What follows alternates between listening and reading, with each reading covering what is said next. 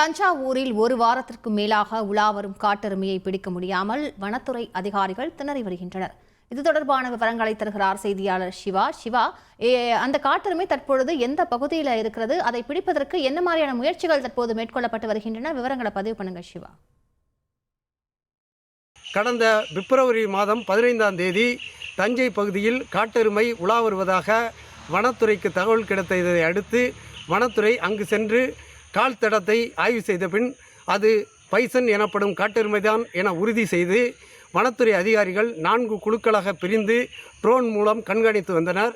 இந்நிலையில் பிப்ரவரி 15ஆம் தேதி பட்டுக்கோட்டை அருகே உள்ள தூரங்குறிச்சி மற்றும் கள்ளிக்காடு பகுதியில் காட்டெருமை ஊருக்குள் புகுந்து விட்டதாக வனத்துறைக்கு தகவல் கிடைத்தது.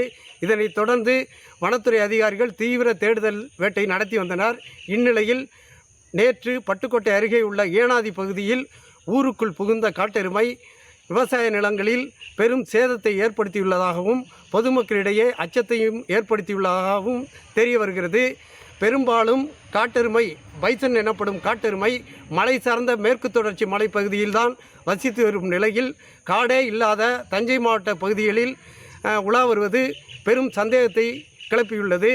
தஞ்சை மாவட்ட கடற்கரையை பொறுத்தவரை அலையாத்தி காடுகள் மட்டும்தான் உள்ளது. அந்த நிலையில் அலையாத்துக்காட்டு பகுதியில் காட்டுப்பன்றி மற்றும் நரி உட்பட சில விலங்குகள் தான் இருந்து வரும் நிலையில் காட்டெருமை எப்படி தஞ்சை பகுதிக்குள் வந்தது, ஊருக்குள் புகுந்தது என்று கேள்விக்குறியாக உள்ளது. இது பற்றி பட்டுக்கோட்டை அருகே உள்ள ஏனாதி கிராமத்தைச் சேர்ந்த சமூக ஆர்வலர் மற்றும் விவசாயி புஷ்பராஜ் என்பவரிடம் கேட்போம். ஏனாதி கிராமத்தை சேர்ந்த விவசாயி நான். எங்கள் ஊரில் 3 நாட்களாக இந்த காட்டெருமை பைசன் என்னும் காட்டெருமை வீதிகளில் விழா புகுந்தது. அப்போது மக்கள் பீதியடைந்து வீடுகளில் பூர்வம் எப்போ வரோம் எப்போ போகும்னே தெரியாமல் இருக்குது. மக்கள் வந்து பிள்ளைங்களெல்லாம் வச்சுக்கிட்டு பயப்படுறாங்க. இங்கே எங்கள் வயலில் எல்லாம் வந்து உளுந்து விதைச்சிருக்கோம், நாற்று நட்டுருக்கோம். எல்லாம் நேற்று வந்து வனத்துறை வந்து விரட்டி பிடிச்சாங்க. ஒன்றும் இது பண்ண முடியலை, அதை பிடிக்க முடியலை. எல்லா உளுந்தையும் நாசப்படுத்திடுச்சு. அதிகாரிகள் வந்து இதை வந்து கவனத்தில் எடுத்துக்கிட்டு இந்த மாடை எப்படியாவது பிடிக்கிறதுக்கு வழி செய்யும்படி கேட்குறேன். உடனடியாக வனத்துறை அதிகாரிகள் அந்த காட்டெருமையை பிடித்து காட்டுக்குள் விட வேண்டும் என அனைத்து தரப்பு பொதுமக்களும் வன ஆர்வலர்களும் அரசுக்கு கோரிக்கை வைத்துள்ளனர். தந்தி டிவிக்காக பட்டுக்கோட்டையிலிருந்து சிவா. விவரங்களுக்கு நன்றி சிவா.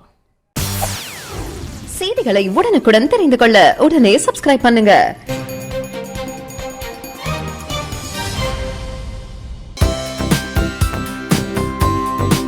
தந்தி டிவியை உங்கள் கேபிள் டிவி ஆபரேட்டரிடம் இலவசமாக கேட்டு பெறுங்கள்.